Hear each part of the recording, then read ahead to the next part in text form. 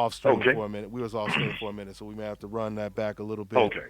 But the funny thing, and sorry guys, I accidentally stopped the stream. I was trying to refresh the camera and I ended up stopping everything. So we back live now. But the funny thing is, for those of you guys who missed a little bit of what we've been talking about, of course, Floyd Mayweather and how a lot of fans, they will compare what Floyd Mayweather is doing at 41 to what Canelo Alvarez is doing at 27 or 28 or what Golovkin is doing in his prime, et cetera, et cetera, et cetera. The funny thing, guys, is Floyd Mayweather, he was facing better competition and beating them decisive at age 37 and 36 than Canelo or especially Golovkin is beating today. So, I mean, if you're going to make the comparison, you can't make the comparison. Floyd Mayweather, because, how many people think that Canelo Alvarez is going to be dominating opponents in his mid-30s? Especially if he has to fight top middleweights. Crickets and frogs here. Yeah. Crickets and frogs for me. Yeah, no doubt about it. I just don't see it. I don't see that happening. No doubt about it. But anyway, hey, let's go to the phone lines, man. Get these phone lines up. Here, let's see what we got over here. I appreciate you guys staying on hold.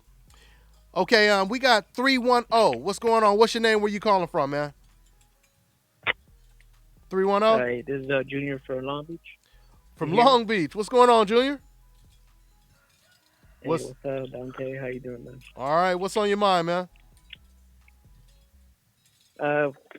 I wanted to talk about, I wanted to ask you a question. You're in Thailand, right? Is that correct? What's that? Yeah, I'm in Thailand. Uh-huh. So isn't that the guy who beat up Chocolatito is from Thailand too? Yeah. He's he about 8 hours away from me. But I want to Visai, yeah, he's out here. Yeah, and I want to try to go out there and catch up with him. But yeah, he's out here, bro. Oh, that's cool because I wanted to know how the fans over there you feel about that the type of guy that he beat up. What's his name? What's his name? Yeah, the guy who beat up Chocolatito. Yeah, Visai. I forget how to pronounce his whole name. How you pronounce his whole name again? Me too, man. Yeah, but anyway, yeah. I mean, any Thai. All the Thai fighters, the kickboxers, especially someone who transitions over to boxing and then beats one of the best boxers, yeah. I mean, he's got a big reception out here, but like I said, I definitely want to go out to his gym and check him out, man. That would be a good look since I am out here. But, yep, that's what it is, man. Yeah. Anything else on your mind, man? And I wanted to talk about that, about the Charlo thing and about Canelo and Golovkin. I feel that all the majority of the casual fans are the one who complain they don't want Triple G fighting Charlo, and I kind of feel that I was a Golovkin fan, and I used to go to his fights. When he used to be over here by the Tech Center in the Carson, the Studwell Center. But changed after he didn't top competition. That's when my mind started changing. And I feel that majority of the Mexican fans, they just being so ignorant and not recognizing the same way as me as a Mexican person. As he is facing Charlo, as he's not facing the top competition. And I feel like Charlo needs to have that fight because Triple G needs him too. I mean, he doesn't have no other way. Of course. I mean, you always need a good dance partner, to basically take your legacy to the next level. You always need that signature win. Mm-hmm. And that's the reason why, and I'm glad, and see, this is what we need right here. We need this type of contrast when it comes to different Mexican fans that are saying ignorant stuff, because what you just said right now is going to infuriate the guy who sent that comment before, because you hitting him with truth. You basically said, no, wait a minute, I'm a Mexican fan, and I do want to see that fight. And you ignorant if you don't want to see it. So I'm glad that you put his ass on blast. Matter of fact, let me go ahead and say his name. What's his name? So Uriel Aguinaga. You heard what your boy just said? He just said you ignorant and you biased as hell, basically. And my man Juan These are my man Don Juan, who also said, he said, haha, it's funny, 80% of who? You talk like you and your channel were relevant. I read it earlier, but the first comment by Uriel, he said, the only reason they picked Charlo in that poll is because they are black as ego. So once again, you've been corrected by a Mexican fan. So it's not just black people. You know what I mean? So yeah, man, I'm glad that you putting that out there, man. Yeah, exactly. Because it's not right. You know, I mean, we have to stop this. Being racial bias. You know, division. Each other, the black and brown people. Uh-huh. Yeah, exactly. Because this is a boxing sport. This is a boxing sport, and we have to recognize the good and the bad. But sometimes I don't know why Mexican fans, well, any Hispanic, culture, they always have some. Just because their favorite fighter didn't win, they always come with the N word, or they come with some, whatever kind of word they want to come out, because and that's not right, Yeah. That's not right. Especially, I'm from Long Beach and you're from Long Beach, and you know how because last time I saw one of your videos, or I don't know if you did you were talking live. You were talking about Mari, and you're talking about, being the war of back in the days of, black and brown, high school thing. I was involved in that too back in those days. It was kind of stupid, being young, type of environment. But you have to involve yourself to change your mentality. Absolutely, you can't be all absolutely. The time like that, You have to. Agreed. You can't do that. Yeah, it's talk to them, Long Beach. and this is real talk. You're saying good stuff. No, this is real talk. Like you said, man. I mean, it's one thing that if you've experienced this, but you got to learn from that, and you got to change. It's funny that you saying all this, and I love the fact that you saying all this, because I said on my last stream, I said, Abel, because I've been through riots, going through. I went through, I remember in elementary where I had a whole bunch of, my Mexican friends and classmates in elementary. I remember when we went to junior high, all of a sudden, that's when I start seeing this division, and they start having these like little riots, even in junior high, black and brown. And all of a sudden, I would see some of my Mexican friends, that I was in elementary with. All of a sudden, they on this side, you know what I'm saying, and all my black friends is on this side.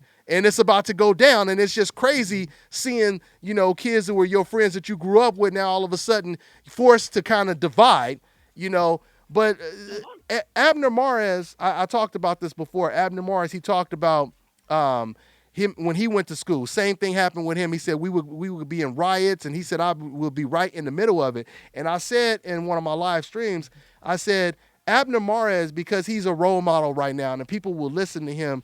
I think now, because he has black dudes that he be rolling with and stuff like that. I think now he can be a role model, and he can go out and he could try to bring the races together. He could, he could come out like the Bloods and the Crips did, and basically try to unify. Try to unite. The black and brown. And when I said that, it's interesting because it was a Mexican guy in the comment section, and he wasn't being racist. He was just being real. He said, Dante, that's a good thing for them to do, but he honestly, Abner couldn't do that because they will label him as an N-word lover. That's what he said. You know what I'm saying? So it shows that it's deep. And once again, my caller who's calling in right now, we need more cats like this brother to call in and just be transparent and honest about this situation, because this is what changes things. Go ahead, bro. Dante, when that guy told you that in the comment section, that if he will say that he will say, if Maris will say that, he will be an N lover. Yeah. If that person said that, basically he's being ignorant in a way too. No, you're right. He can't be thinking like that. Yeah, you're right. No, he can't be.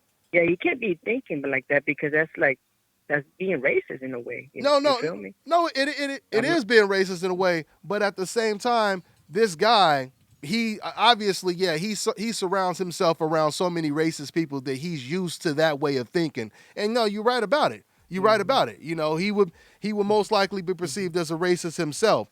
But hey, but that was some good stuff though, man. I appreciate you calling in. Anything else on your mind, man? Yeah. I wanted to say that I appreciate you all the info you always give right here in boxing, and I actually follow you for a while now, and I appreciate that you represent the boxing sport and good shit. Keep it up, brother. And even though I'm a Mexican, a race, and you're a black person, it doesn't matter because we love both the things that we love. It's sports, which is boxing, and that's the great thing that we have in common. Well and said. I want you to keep it up, brother. And well, get your head up. Well said, family. Well said, man. I appreciate it, man. Call in anytime. All right, man. All right, man. You take care. All right, you go too. And Mr. Money, take care. Hey, man. take it easy now. Sure enough. Take care. Okay, Take care. All right. All right. Man, that's crazy, man. You see how all the stuff that we talk about and people try to act like it doesn't exist? Like I tell you guys all the time, I always feel sometimes like I'm in the movie The Sixth Sense, where I'm telling people, I see racist people. I see racist people. And they're like, no, you don't see it. No, you don't see it. Where? We don't see it. You know what I'm saying? And then all of a sudden, you give it enough time, and the truth usually comes to light. It usually comes to light. And once again, when you have Mexican fans that's being honest and they talking about, fans just because their fighter lost, all of a sudden they calling black people the N-word and all this kind of stuff like that. I keep telling people, whoever you want to root for, that's fine. But you don't have to insult the other team because your team lost. It doesn't have to get that personal to where you throwing insults, or if you're in a position of influence, like a Jim Lampley or like a Dan Raphael, and you basically trying to enforce, your personal emotions, you trying to force that on fans, that's when it becomes a problem. It's nothing wrong. If Dan Raphael's favorite fighter is Gennady Golovkin and Lomachenko, it's nothing wrong with that. But don't try to convince people that this guy, Golovkin, is top 25, the greatest of all time, just because that's who you personally like.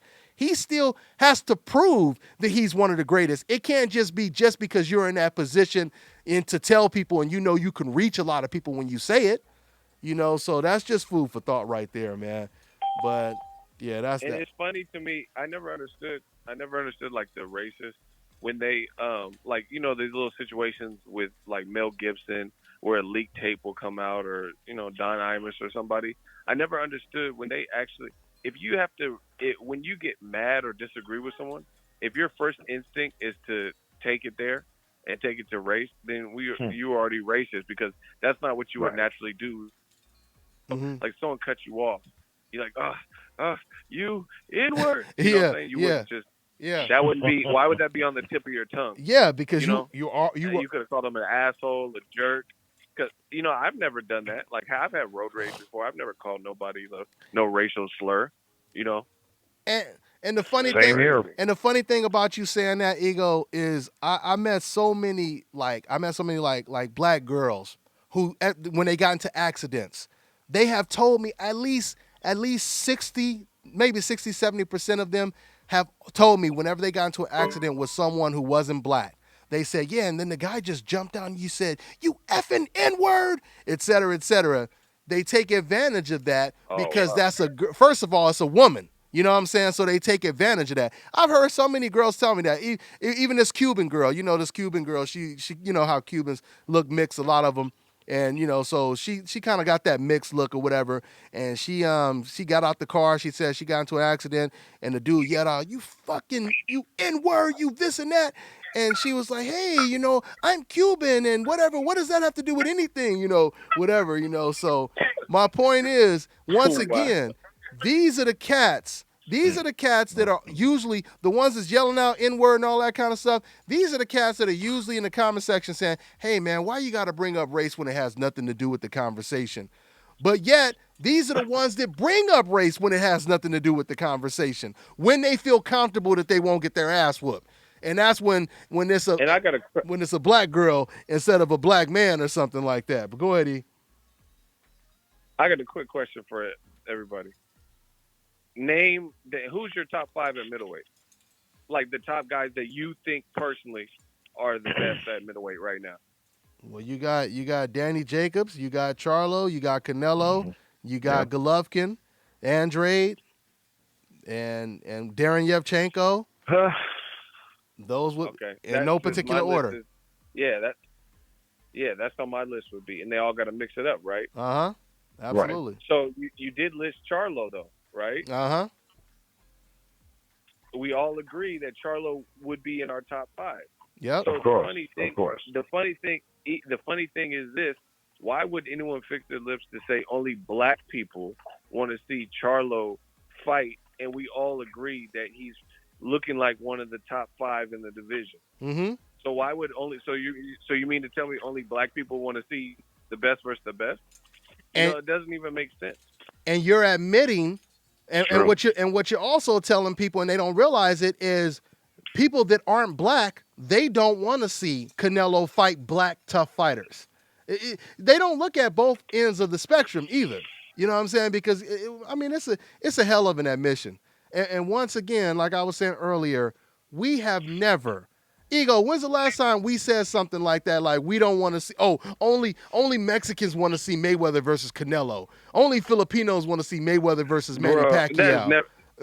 I'm from I'm from the Bay, biracial, no ward. You ain't never heard me say, "Oh, only Russians want to see."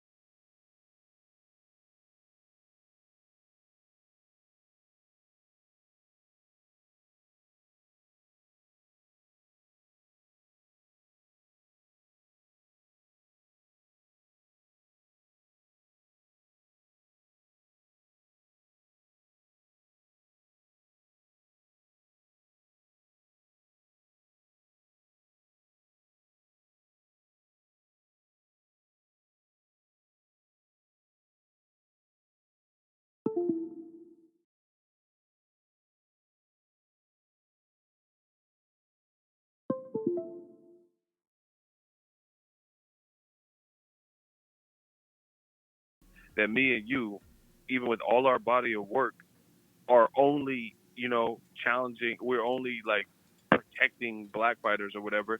Look at other channels, like let's say a Latino channel, a Mexican channel, a white channel. If name a white channel that you know supports white fighters, right? And you think they're biased, that is actually doing this and pushing for this all across the board, like how we do with Anthony Joshua and Keith Thurman. Yeah, and you get what I'm saying? You're not gonna find one. Like, or like if there's like, let's say there's a Hispanic or a Mexican channel, and you think they're overtly biased. So are they? Tell me that they're pushing Canelo to fight Charlo, pushing for Canelo to fight Demetrius Boo Boo Andre. Are they doing that? Because we've done that with Demetrius Andre to get, or anybody in boxing to get the proper fights that deserve. You know, right. Triple G, I mean, to be honest, Triple G, he said he could fight him and his team said they could fight anyone from 154 to 168 or 175 and win, right? Yet Edeslandi Lara, he called out Triple G years ago. And then me and you were the only ones like, oh, you know, if he can't get a better option, a bigger name right now, Canelo's not trying to fight him, Lara, fight him. No, Lara doesn't sell tickets. He doesn't sell enough. But Willie Monroe is just like Showtime at the Apollo. He's selling all the tickets. Yeah, he's selling all of a sudden. He the cash cow. So that's why they went. I mean, it's sad because Triple G has found himself. His fans have found themselves in a rut, and the walls. Me and Dante told you the walls were closing in, and he was being trapped by good fights. So if he goes anywhere but the direction of those good fights, is going to be very apparent. Yeah. You have Gilberto Zurdo Ramirez, if you want to move up at 168. You have Jose Uzcategui. You have Caleb Plant. You have David Benavidez. You have Caleb Smith. Those are all good, dangerous foes at 168. You know what I'm saying? So if you're trying to fight Julio Cesar Chavez or some shit at 168, that's not going to be a good look. Yeah. You know? Correct. Canelo's already handling Rocky Fielding, you know? And then at 160, we already know the options, the sharks are in the water. Demetrius Boo Boo Andre. And see, people need to stop talking about his performance look bad. He had a hurt shoulder, and unlike Pacquiao, he didn't make excuses.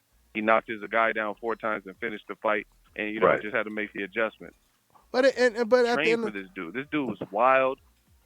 Like, come on, man. And at the end of the day, man, it should not matter, regardless if he had a great performance or not. Jamal Charlo, he's having great performances, and they still don't want to see the fight. So it doesn't make a difference. It doesn't make a difference. You know what I'm saying? You can't win for losing. And that's what it comes down to at the end of the day. Jamal Charlo, he getting first round knockouts. He knocking people out savagely, and they still don't want to see the fight. I mean, I want to say once again, man. And then Lada's too boring. That's what I'm saying. They're trash. Yeah. Because you can't say Lada's too boring. Okay, what about Charlo? Yeah, exactly. He's not boring. Exactly. You know, he has a good jab. You know, he's confident. He has the mouth. He hasn't fought me one yet. Yeah. Hey, guys, hold on. That's they throw those smoke screens out there. Well, he hasn't fought me one yet. Yeah, but he's trying to fight you. So he's trying to fight you. Right, and regardless of what they say, it's like the mandatory portion of it. It's like all of that goes out the window. You can't get around that. Yeah. But, you know, the first thing you do, you win the belts, the WBA and the WBC, you have those belts. The first thing you do is you go up to 168 pounds. How many times we normally see that? Yeah. I really can't remember that. But Roy Jones moved from 160 to 168.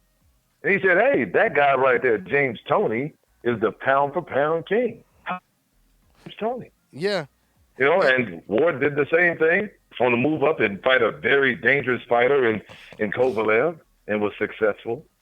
And those fights made sense because they were daring to be great. Yeah, you know, and daring to be great. And I want to say something else because someone just said in the comment section. I see people responding to him. This reminds me of because you keep having these fans saying, oh, you know, Charlo not ready for Canelo, he not ready for Golovkin and Canelo would wreck them, et cetera, et cetera. You guys don't realize all you doing is putting more pressure on Canelo and Golovkin when you guys say this kind of stuff. Because if you truly believe that Canelo and Golovkin would wreck him, then right now, even Canelo and Golovkin are disagreeing with you. They basically saying to you, hey, please, you better speak for yourself. I ain't getting in the ring with that damn monster. You better speak for your damn self. You think it's that damn easy? If it was that easy, don't you think I would have got in there and fought him already? That's what they saying to these fans. So you go ahead, bro. That doesn't even make sense. No, these dudes they be clowning. They be playing dumb. They be playing. They like hope they it don't know. happen. They hope it don't happen so they could just keep saying that. That's what it really is. Go ahead. It's just like kind of. I guess they watch The Secret or something like the laws of attraction. And they're trying to speak it into existence. Mm-hmm. You know what I'm saying? But if you really were confident and you believe that, like, okay, let's say LeBron, basketball player, the best in the game right now, right? If someone was like, man, I'll give you 100,000, you can't dunk from the free throw line. You can't take off from the free throw line and dunk. And he knows he can do it. Then it's nothing. He's going to do it. He's not going to be like, oh, man, I could do that all day. I could go back from further and still dunk. Of course. Okay, show us. I got 100,000 for you. Mm-hmm. No, you don't deserve the 100. You playing games. You know what I'm saying? Yeah, it's obvious. If LeBron James or someone who's competitive is not going to ever not take someone up on a bet, and they know that they will succeed. Charlo's out here looking confident, sounding confident. Mm-hmm. So it's up to Golovkin or Canelo or whoever else in the middleweight division to call his bluff. Yeah. Everyone wants to say, oh, Charlo's not a lion, he's a cub, but nobody turned him into a cub. Mm-hmm. So what is that even coming from? And once again, so turn him into a cub if it's that easy. I mean, and once again, it's kind of like some dude out with his girl, and he ended up bumping into some dude or whatever, some rough looking dude. And the dude don't want to fight, you know what I'm saying? He don't want to fight, but his girl is like, oh, my man will whoop your ass. You done bumped into the wrong man. Baby, go ahead and whoop his ass. And the dude is like, baby, no, it's okay. It's okay. We good. Let's just go ahead and go home. You know what I'm saying? And she whooping and saying, no, he'll whoop your ass right now. This is pretty much what the fans are doing for Canelo Alvarez. This is what the fans are doing for Canelo. This is what the fans are doing for Golovkin. Golovkin is like, no, baby, it's okay. We're not going to go that route. No, he'll whoop your ass. He'll do this and he'll do that. So if the fighter is not agreeing with what you said in the comment section, then you ain't got nobody agreeing with you. You can't even get the guy you defending to agree with you. So what does that say? Hey, hold on, guys. I'm going to have to stop real quick. I'm going to have to refresh this stream. So it's going to stop the stream because the camera, I don't know why my camera keep freezing up. But I'm going to stop. Oh, okay. I'm going to stop this stream real quick just to refresh my camera. So give me a second, guys. All right, we back live now. Give it a minute. Okay, let's go ahead and take a call. We're going to go ahead and take another call. All right, guys, so we back up. We're going to go ahead and wrap this up in probably about the next 20 minutes. We'll try to take a couple more calls before we get up out of here. Let me see what's going on here. Okay, so we got 323. I know who this is. What's going on, Reggie? Man, what's happening, Dante? Man, what's happening, Money Pop? Money, you there? Money, E, you guys there? Oh, let me see. What happened to? They still up, but I don't know why we don't hear them. Hey, E, Money, you guys there? What happened to? It's showing that they still on the line right now. Anyway. All right, well, we'll see what's going on with them. I don't know what's going on. But what's up, Reggie? What's on your mind, man? Hello? Okay, hold on, guys. Hold on. That might be on my end. Hold on, y'all. Hold on for a second. Okay, it must be me. My phone line must have dropped. Let me see here. You guys give me a second over here. Give me a quick second over here, y'all. I got to get everybody. We've been having all kind of technical difficulties today, boy. I tell you. One thing after another. Yeah, give me a second, y'all. Once again, man. Live out here in Thailand, Khao San Quang, getting it in. This is where I reside now. I was telling you guys, while I'm setting everything up, I'm just running my mouth, but I was telling you guys that if you guys tuned in a couple shows back, I had a beautiful scenery in the back, all these beautiful trees and everything, but I chopped everything down because I came across a great deal out here where I actually purchased a house for dirt cheap, you know, because I ain't got a whole lot of money. I ain't got a whole lot of money at all, and I was able to purchase this house. So I knocked everything down, and now I'm gonna try to build a house out here, man, in Thailand, man. Keep it real gully way out here, man. So anyway, let me go ahead and give me a second over here, y'all. Gotta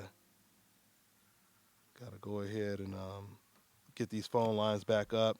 Give me a quick second, y'all. I appreciate you guys calling in. Let me see here. Okay, what's going on here? What's going on? What is going on here?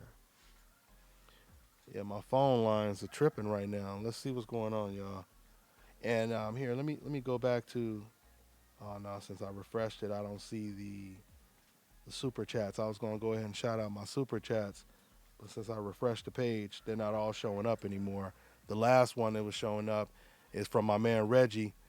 My man Reggie showing that love in the super chat section. He said Josh Taylor is cold and giving props, but peep how silent the decaps are when black channels give Josh Taylor, a white fighter, his props.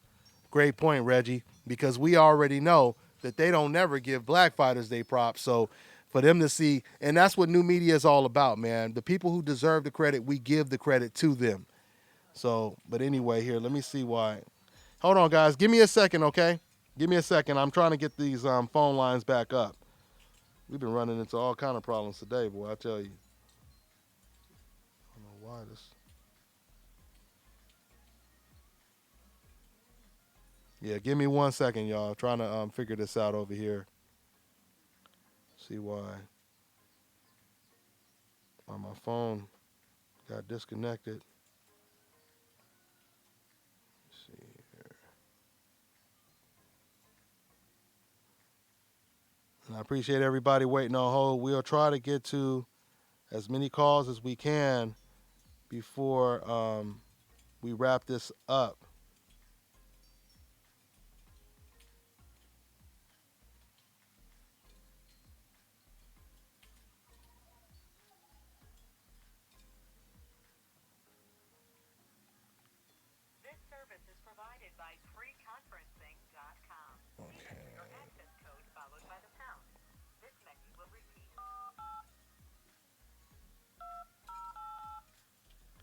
All right, guys, we almost back up. Okay, guys, phone lines back up. I had to refresh everything and get the phone lines back up. So here we go. All right, let's go ahead and get these cats back on. Let me see here. Okay. All right, guys, we back up. My phone, I don't know why my phone. We just finished the chat without you. I see. We were talking about some good stuff. Man, it's Man. it's always like that. When we go offline, that's when the conversation really get good. But anyway, man. Hey, let's go ahead. Hey, Reggie, so you still there, right? Yes. Hey, let's take another. I'm still here. Hey, let's go ahead and take another call. Oh, he just hung up. Oh no, okay. Let's go ahead and take another call, man. Let's see what we got over here. Let me see here. Okay, we got 910. What's going on? What's your name? Where you calling from, man? Oh, what's up, Dante? This is Jason calling from Fayetteville, North Carolina. What's going on, man? What's on your mind? Yeah, I've seen Tevin Farmer on Twitter. He tweeted out that he willing to fight Miguel Burchett. So, I mean, I don't know how likely that is to happen, but I think that'd be an interesting matchup to me. Oh yeah. I think the 130 division is actually kind of low key stacked. You know, you got a couple of players there like Machado, Davis, Burchett, Farmer. I think the top dogs, in my opinion, would be Davis and Machado. I think their style, they got power, and they got the best technique to me. But yeah, I think that was just interesting that Farmer said he willing to fight Burchett. And I think he's willing to fight the best, even after his his career's ups and downs. But I just like how Farmer, after all he's been through, he got the belt, and he did go to the zone, but I think he does want to fight the best. So I just found it interesting. No, that's a good, and it's a good sign that he responded to Burchelt. You know, I mean, I think Burchelt against any of them cats is a good fight. And let me just real quick shout out my man Nabel Khan. He just showed a donation. And he showed that love. He said, "Salute DBN. Yeah, we need the show more often, homie.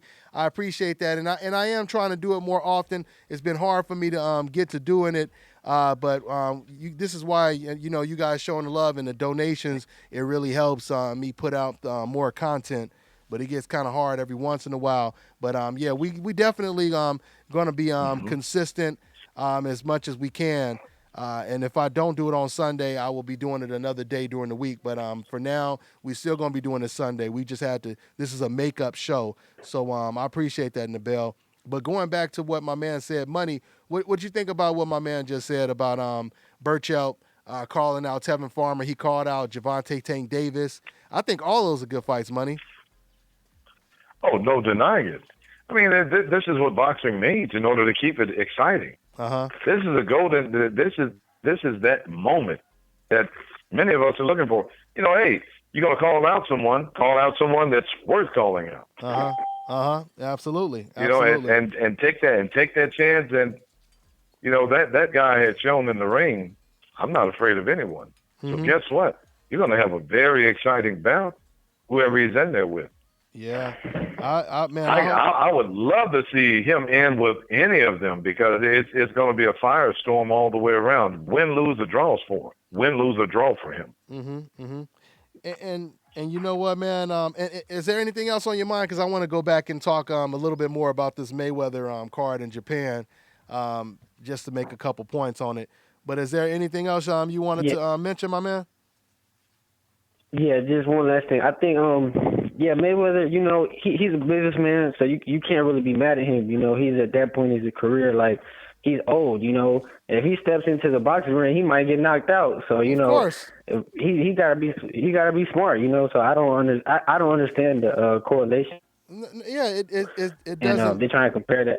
Yeah, because the whole thing is I don't even think he'll get knocked out, to be honestly. No, he ain't gonna get. I mean, if he steps in with like Spence or something like that, he might. He said it's a possibility, but my whole thing is, once again, man, I mean, I don't believe that Canelo Alvarez is going to be facing the competition that Floyd Mayweather was facing at age 34. I mean, forget 37 when he fought against Canelo. I don't think and I certainly don't think he's going to be dominating. I mean, Canelo don't even want to fight. He's not even in a hurry to fight the top middleweights in his division right now while he's in his prime. So you think he's going to be moving up weight classes and fighting guys 15, 20 pounds bigger than him, undefeated? Man, it's not going to happen. Canelo said he wants to retire early. Yeah. He said he wants to retire early. My point. So, yeah, he's definitely not going to be fighting till 40. Writing is on the wall. Yeah. Writing is on the wall. A lot of fans that get mad it's a lot of favoritism and who they like or don't. A lot of them are full of shit. Who did Cotto fight at his last two fights? Yeah, of course. A guy who started at lightweight and lost to Robert Guerrero, and then he fought Saddam Ali. He didn't fight Canelo-Charlo, and he was a champion at 54 or whatever. You know what I'm saying? He fought Saddam Ali, and then Saddam Ali lost his fight to Jaime Munguia. So, Cotto, he's a legend, so that's how he chose to go out. Yeah. It is what it is. You know what I'm saying? I mean, But see, people are forgetting. I gotta say this real quick. People are forgetting one key thing here. Cotto, Pacquiao, Mayweather, they've already given you a legacy. It doesn't matter. They can all retire. Cotto did retire. Pacquiao could retire. Mayweather could retire, and then they could hold their heads high like I accomplished this, and that in the boxing. If Golovkin retired tomorrow, he would be having regret. Thank you. To me. Thank you. If Canelo retired tomorrow, just as I'm not born ready anymore, and he retired, then it wouldn't probably be a good look because he has some solid names, but who is he really like? Who is Canelo beat? Like decisively. Mayweather beat Gotti. Like Diego Corrales. They said Floyd was going to get stretched. Who is Canelo ever beat like the Corrales fight, where they like a big name? Cotto maybe. Yeah. And there's even some people who were saying Cotto won. So we can't compare like legends and workhorses and who have like seniority in the game to what if you are going Ryan to Garcia or whoever, you know what I'm saying? if you are going to compare them, you have to compare them at the same stage of their career. And let me just say this too, E. Even when people try to compare Floyd Mayweather to Manny Pacquiao situation, just to add on to what you just said, what people don't realize is Floyd Mayweather, he finished as number one, the greatest fighter of this era. It could be argued, some people will even say he's the greatest. I mean, just real talk. I mean, it's subjective, but he's up in the top 5 hands down. But let's just talk about this era for now. No one is really disputing that he's number one, the best fighter of this generation. And the reason why he got that title because he won the fight of the generation, the fight of this era, which is against Manny Pacquiao. So my point is, if you already finished in first place, it doesn't matter if you keep running around the track, how fast you run. You've already got first place. There's nothing above first place. With Manny Pacquiao, things are different because Manny Pacquiao, he lost the most important fight of his career. He will be remembered as losing the most important fight of his career. So he's trying to play catch up. He's trying to do things to make up for that loss. So that's the reason why it would make more sense for him to try to go in the ring with someone tougher because he didn't finish first place. Like I said, if Golovkin would have beat Andre Ward and then he would have fought bums after that, I mean, that would have been a hell of a statement. You could say, hey, but he beat pound for pound the best fighter in the world and moved up in weight and did it. You know what I'm saying? So it wouldn't look as bad. You know what I'm saying? So, yeah, so you can't compare Floyd Mayweather fighting. Floyd Mayweather could fight the ice cream man if he wants to. You know what I'm saying? Because Floyd Mayweather already fought the guy that people said he had to fight to define his legacy. You know what I'm saying? That's what people have been saying. They said he had to fight Manny Pacquiao. Go ahead, E. A lot of these fans that complain the most, I just feel like it's not everyone's cup of tea. Don't watch it. Mm-hmm. But a lot of these fans are full of shit because they want to gripe about it, but they keep, he's fighting this Conor McGregor. This is such a circus.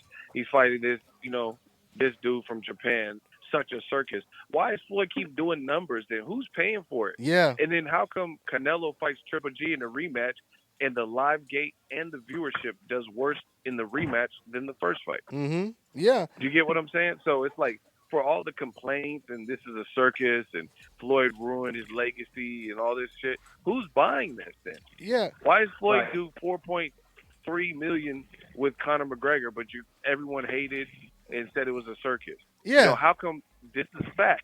Floyd versus Berto did better than any Golovkin pay-per-view, unless you're talking about his pay-per-views with Canelo, who was a major A side. So basically, where Golovkin was the A side, his pay-per-views, David Lemieux and Daniel Jacobs, both did less than Floyd versus Berto. So what you're saying is not true because somebody's paying for this shit. And they the ones paying. Go ahead, Reggie. Yeah, but. But the other thing is, those who sit there and defend Golovkin today, 5 years from now, they will not watch one single repeat of any of Golovkin's fights. There will be no highlights. There will be a faded memory. What about that Adama fight? They can't wait to watch that Adama fight over and over again.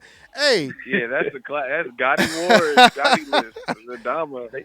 Hey, they gonna forget who this dude is. But speaking of the highlights, and that's why it doesn't behoove you to go with other people's narratives unless you thought it through.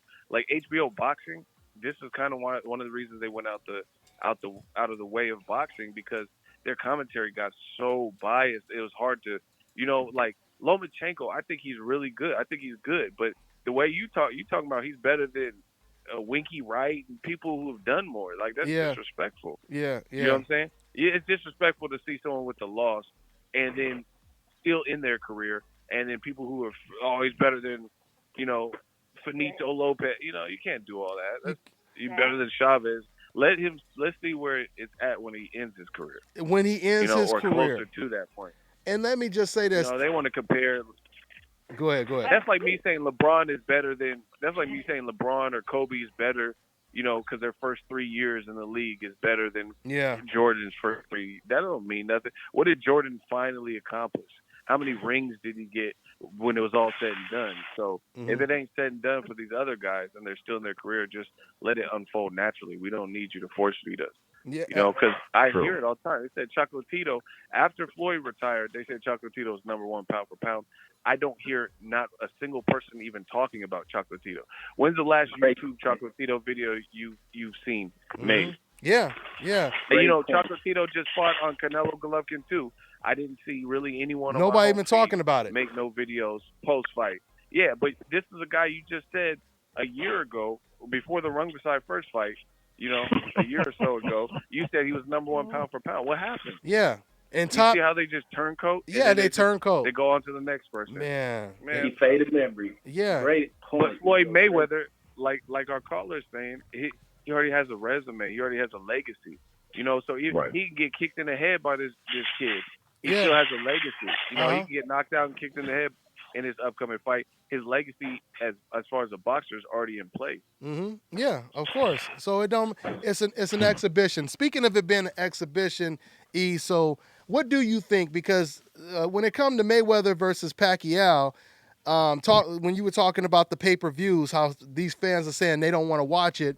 But the funny thing is, I think we all know that Mayweather versus Pacquiao will most likely do better numbers than Canelo versus Golovkin did. You know what I mean? So, but when it comes, no question about it. Yeah, but when it comes to this fight in Japan, it sounds like to me Floyd Mayweather, he's definitely catering, to the Japanese fan base and everything. He must have. But they're clearly paying him a lot of money. That's my point. I don't know I don't know how much, but obviously, Floyd fought in Las Vegas his whole career, or his whole latter part of his career. So if he's all of a sudden fighting in Japan, you have to imagine that they gave him a lot of money. Yeah. Because he never went. Why did he never go to the Barclays or anything? You know what I'm saying? So it obviously is crazy money. And when Canelo got all this money to fight, his first fight is Rocky Fielding. People are like, yeah, I'm happy for Canelo. So why would you be happy for Floyd? Yeah. Yeah, of course. See, everyone's just like, oh, this shit sucks. Like I said, I don't care. It doesn't matter to me if this fight happens or not. It's just kind of there. It's so just I'm not even like trying to oversell it because I don't even know anything about the dude. Yeah, nobody. It's not like I was like Nun Suaka or whatever his name is. Like I'm not like I've just been an advocate for him. You know what I'm saying? Tension. Yeah. I'm not even like. So I don't have to oversell it. Just watch it or don't watch it. That's what I feel. That's it. I agree. That's it. I agree. But you know what I think is great about this is because I think with combat sports being so intertwined as far as what's the hierarchy as far as boxing goes and MMA, this is kind of the wave where you're getting people who set the top of each of these, separate sports and have them to cross over. And pretty soon it's going to end up happening within mixed martial art itself, where you're going to have the top guys from other organizations where pretty soon they'll end up having to cross over or do these cross-network type matches. But I think this is kind of the wave where boxers will end up having to challenge themselves against top MMA fighters as long as the money is right. And there's a huge market for it, I believe. But see, but this is a funny thing too, and I'm gonna take a call in a minute. Oh my, hey Dante. Huh? Oh my God. What's up? I just thought of something. See, this is why you can't fuck with newbie. I just thought of something. I'm sorry to cut you off. Okay, bro. See, this is how I know that it's something else there with a lot of these fans. I just thought of this right now. So this is exclusive. I ain't even talked about this on my channel. All right. Golovkin wanted to fight fucking Ryota Murata in Japan because of his Japanese fan base. Excellent And then point. he loses, so now we don't know what's going to happen. People justified Golovkin fighting Ryota Murata because he was huge in Japan. Oh, good shit. And he don't have no crazy resume. Floyd has a crazy resume, done everything he needed to do as a boxer, and now at 41, he's doing this weird shit, rise on, basically, tapping into the Japanese market, and now everybody hates it. But Golovkin doesn't have a Floyd Mayweather caliber resume, and he wanted to fight Ryota Murata when Charlo's there screaming lions only. Good point. When Boo Boo Andrade is there, Canelo trilogy. Daniel Jacobs just became a champion. And these same fans that are griping about 41-year-old Floyd doing it say, oh, yeah, he should fight. Triple G should fight Ryota Murata. He has a large fan base. Well, guess fucking what? Floyd got a large fan base, or whatever this dude's name. Got a Tension, got a large fan base. You see the double standard?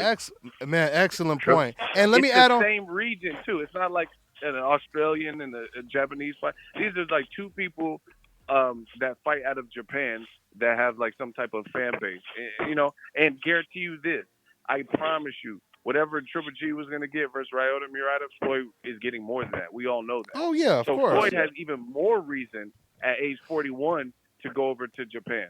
Golovkin wouldn't be getting whatever Floyd's getting. We know that. Of course. Because he didn't even get what Canelo was getting. He's not an A-side. And on top of that, to add on to that, when Canelo Alvarez, when he signed that $365 million deal, you have fans that continuously kept sending me messages saying, hey, well, he's making his money. You guys are just mad because he's making his money, et cetera, et cetera. They were basically saying they didn't even care who he fought. They were just happy that he had a bigger bank account. They didn't even care. They didn't even care who he fought. They didn't even care who he fought. Like he giving you some of the money. That boy ain't gonna give you $1. He ain't gonna invite you to no house parties or nothing. But you happy he got money. You know what I'm saying? Like I said, man, it completely. Oh, they getting slaughtered. We got our second win. They getting killed right now. Back only. It's too easy, man. It's too easy to expose the double standards. Hey, let's go ahead and take another call, man. Before we get out of here, let's go ahead and take another call. Let's take another call. Hey, I know who this is right here. Hey, Money. This is the man that you called a super decaf. Oh, he's back. He's back. He's back. Oh, he's back. There we go. Decaf back in what's going on, 413? What's going on, man?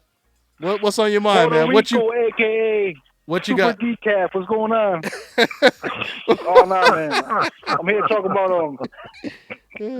Oh shit. Now I'm talking about Mikey Garcia versus Errol Spence. Okay. I think it's a good matchup. Errol Spence versus Mikey Garcia. I would like Mikey to take maybe one more fight before he goes to Errol Spence, but he's already supposedly negotiations already, so that fight's gonna happen. But a lot of people don't, Mike Garcia has fought some of the toughest competition out there so far. Mm-hmm. He admitted that he doesn't want to take easy fights because he taking these fights that motivates him and excites him. I think what happens a lot of these fighters, like I think they get too comfortable. They get all the money and shit, so they get comfortable and then they get maybe work ethic and lazy. Mm-hmm. Like for instance, Sean Porter, he said, the Errol Spence fight was going to be easy to make. Mm-hmm. And then when he got to the conference, he completely changed his tone. You know what I'm saying? I don't know what's going on with that, but Mikey Garcia said that Errol Spence was actually trying to negotiate with Sean Porter. That's why it was taking long to negotiate with Errol Spence, because he said initially Errol Spence backed off a little bit and started talking to Sean Porter about that fight. But he said, I guess Sean Porter, whatever, I guess he's not with it right now, so Errol Spence, he was able to negotiate with Errol Spence more. Mm-hmm. So that's why the fight is possibly going to happen sooner rather than later. Mm-hmm. Mm-hmm. And Mikey, a lot of people, you know what I'm saying, they doubt Mikey Garcia. Mikey Garcia doesn't want Errol Spence. He's doing it for clout, this and that. Well, who has Mikey Garcia fought for clout, though? Honestly, I mean, what's that dude? What's that white dude he fought? The Russian? Cleanston or whatever his name was? Is he Russian? The Russian? Sergey Lipinets. No, not Lipinets was a good guy. Shafakov? Was it Shafakov? No. Remember when he first came back, that white dude? Dejan. There you go. Yeah. I mean, Dejan's a very strong fighter. He has skills. He's very strong, undefeated, and he was a champion, I believe, right? Mm-hmm. I guess Mikey Garcia was said, what's that white dude's name? Schaffner or something like that? The white dude did who fought? Did Mikey fought? No, he's like works with Mikey. I think Schaffner or something like that, right? The white dude? Richard Schaefer. Yeah, Schaefer, yeah. Oh, okay. He told Mikey, because Schaefer said, he told Mikey, why do you want to take Dejan? He's hungry, undefeated, strong. Why you take this fight? Mike Garcia said, I want to fight the best. That's what Schaefer said in the interview himself. Mike said, Schaefer said that. Uh-huh. So boom. He took care of them. Then he took care of Sergey Lipinets. Once again, Lipinets, the Russian dude, that dude's Russian. Yeah. He's good fighter and stuff like that, whatever the case might be. And he did pretty good in that fight, too. Listen, there's no doubt. I mean, I'm just saying I agree with you. I mean, there's no doubt. I don't believe. Wait, hold on. Let me make my point, though. Go ahead. Go ahead. I know what you're probably going to say. You're probably going to say that Mikey Garcia you don't believe that he's doing it for clout. Wait. Is that what you're going to say? No, I was agreeing with you. See, I just told you I was agreeing with you. No. No. Hold on. I said that you were going to say Mikey Garcia is not doing it for clout. Okay. Yeah, you broke up a little bit. I couldn't hear you. Yeah. He's doing it for legacy. He's doing it for legacy. And then, before you breaking up. He's coming in broken. You breaking up right now. I can't hear you. You breaking up. You hear me now? No, you breaking up still a little bit. Hey. Go ahead. Okay. God doggone. Yeah, you breaking up, bro. Can't hear you anymore. Okay, so let me just get to the point. You hear me? Oh, there we go. Yeah. Okay, yeah. So the point is, a lot of people down on Mikey Garcia. So Errol Spence is a great fighter, no doubt. But I want to see Mikey Garcia beat the dog shit out of Errol Spence. You know what I'm saying? I'll give Mikey Garcia maybe rounds 5 to 8 to take Errol Spence out.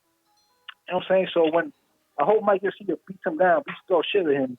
So, after the fight, I want to come and see your video and Eagle's video, tears in your eyes, and so disappointed with Errol Spence and Mikey Garcia whooping him. You know what I'm saying? Hey, why? Hey, but why? You can literally hear the level of conviction in his voice. I love it, man. I love it. Hey, but why? Fans like you always, it doesn't even make sense because I've interviewed Mikey. I fuck with Mikey. I like Mikey. You making it sound like I've always. But let me say this though. Let me say this. Hold on. Let me make this quick point. I know Eagle's not biased. I know Dante's not biased. I'm just trying to make this interesting. Okay, okay. Because the thing is, this is how I feel about it. Like when someone is that passionate, when someone is that passionate, like you just said right now, that means if Errol Spence knocks out Mikey Garcia, you're gonna be the one that's gonna be crying because you are way more passionate about it than we are. You know what I'm saying? I've been telling I've already been telling people. But I'm saying I've already been telling people that I think that this might be Errol Spence's most difficult fight, and I take a lot of flack for saying that. People think I'm crazy for saying it. I've been saying that. Dante has said that before. He sure has. So like I said, I heard him. He said that he dropped Madonna too. Yeah. So my whole thing is it's not gonna hurt my feelings, because there's all type of fighters out there. I love the sport of boxing. Regardless, we gonna see other good fights. If he were to beat Errol Spence, then we could talk about Mikey Garcia versus Terrence Crawford. I mean, it goes on and on and on. There's gonna always be great fights Mikey out said there. He'll fight Crawford too. He say he'll fight Crawford? But he said Bob Arum never offered him because Terrence Crawford said he never heard that Garcia wanted to fight him, and then he said that Garcia said he never heard that Crawford wanted to fight him. Well, Garcia said, quote, I'll fight. He said, I'll fight Crawford just in those BS. He said, I'll fight him just in the BS. That's what he wants to do. He said, so Terrence Crawford to call Bob Arum and do that. I never heard that. But wait, before that interview. Mikey Garcia. Before that interview. Wait, hold up. Before that interview, he said, this is a late interview that Mike Garcia, this is like this year. But before this, like last year or 2 years ago, he said that he'd rather fight Errol Spence rather than Crawford because he thinks Crawford, he'll just run and it's a harder fight for him. Yeah. It's not going to be exciting for the fans. That's what he said. But the one I'm talking about now, this is the later one that he said this year. He said he'll fight Errol Spence. He said he'll fight Terrence Crawford at MWS. And he said if Terrence Crawford wants to fight, just talk about Errol. Where? The interview he said where did he say this at? Errol Spence rather than Crawford. Where did he say this at? Just look up. I'm not sure if it was Fight Hype or ES News. Sometimes this year, I'm not sure that the title of the video. I'm not sure. But I'm not looking up like random interviews online and shit. So yeah, because I haven't seen that. You might be able to find it. You know what I'm saying? Because that would be big news. Because Because that would be big news. If he said that, that would be big news for him to all of a sudden go from saying I don't want to fight Terrence Crawford because of his style, and now say he does want to fight him. Yeah. That would be big news. That would be big news. I mean, I know. He said he didn't want to fight him like years ago. And once again, we have to make sure that when you guys say that he said something, it has to be that he said that directly, because sometimes I'll hear people saying he did. I'm just saying sometimes I'll hear people say in the comment section, Mikey Garcia, he said to Ellie setback, he said this and he said that. And then I'll watch the interview and it won't be nothing that he said. He so that's what I'm saying. No, but it's Mikey Garcia, so it's not like Ellie setback or anybody for him. It's Mikey Garcia, so like his face. You see the words coming out of his mouth, like it's real. Not like Ellie setback or something, Go ahead. Let me ask him one question, Dante. Yeah, go ahead. Hey, caller, how much does race play into your favoring of Mikey Garcia in this fight? Because I'm kind of getting familiar with you as a caller, but just to be honest, how much does that play into your reasoning behind what you say about this matchup? Well, I like Spence and Garcia, but yeah, going on because he's spinning good. But how much does race play into the Mikey Garcia and Errol Spence thing for you? Yeah. Oh, like I said, I just said I like Errol Spence and Garcia, but I'm going with Garcia because he's Hispanic. Yeah, so he's admitting it. So he's admitting that it's based on race. But like I said, I don't have no problem with somebody rooting for. It is, but you got to be honest about this. Huh? If it was Errol Spence versus a Hispanic fighter that knew it's just shit, I'm not gonna make excuses. Like, Errol Spence would be sure. Like, yeah, but you gonna Mikey Garcia. But you gonna be tools to win. That's why I really think he's gonna do. Hey, but you gonna be rolling around in tears if Errol Spence win that fight, from what you're saying right now, though, right? Nah, man, I'll give Errol Spence credit. Stay away from the bridges in New York. Hey, hey, bro. Yeah. Hey, let me get to some more. Credit. It's no big deal, you know what I mean? Hey, let me get to some more calls, family, before I get up out of here. All right, man. I'll catch up with you. All right. Oh man, be easy. All right, take care. Right. Yeah. Hey, take it easy now. Hey, Dante. Go ahead, money. Go ahead. I know it's Dante, when the next caller, 901. Next caller, 901. 901? That area code. Yeah. I don't see 901. I don't. Oh, I do see it. Okay. All right, let's go to it. All right, we got 901. Yo. What's going on, 901? What's your name? Where you calling from? What's good, Dante? This your Ahmad, J-Dog. What's going on, Ahmad? What's on your mind, man? Man, I'm chilling. What's going on, money? What's going on, E? Hey, what's happening, man? What's going on now? What's happening? Man, nothing much. I just want to say like this. Oh, wait. Is this J-Dog? Canelo versus... Is this J-Dog, my moderator? Oh. Yeah. Oh, okay. What's going on, family? I want to make sure. One of my moderators we got on the horn. Okay. What's going on, Jay? What's on your mind? Yeah. I want to say it like this when it comes to Canelo versus Charlo. We told these cats years ago, 3 years ago, when Charlo was still at 154, that Canelo nor Triple G wanted that Charlo smoke. And it's true. It's been a fact. It's been true. They've been ducking dude for a long time. So when these decals in the comment section consistently put, well, who has Charlo fought? Why haven't your favorite fighter tried to fight him then? It was a unification. Good point. It was for multiple belts. Why GGG don't want to fight Charlo right now? Because Charlo, as the interim WBC champion, whoever has that belt has a 50-50 split with Canelo if it go to purse bid. Great point. So why GGG, if he want to maximize his money, he want to maximize his dollars, then why he not fighting Charlo, picking up that WBC interim belt if it's so easy, and then going in with Canelo with a rematch in a better position than he was when he was the champion? You're making too much sense. You're making way too much sense. Way too much. Killing them. Way too much. You see what I'm saying? Yeah. It's just weird to me. And they consistently put these decaf statements in the comment section. You know, they hate it's the black channels this, it's the black channels that, but it has nothing to do with race, because everybody knows since I've been coming that one of my favorite fighters was Vladimir Klitschko at heavyweight.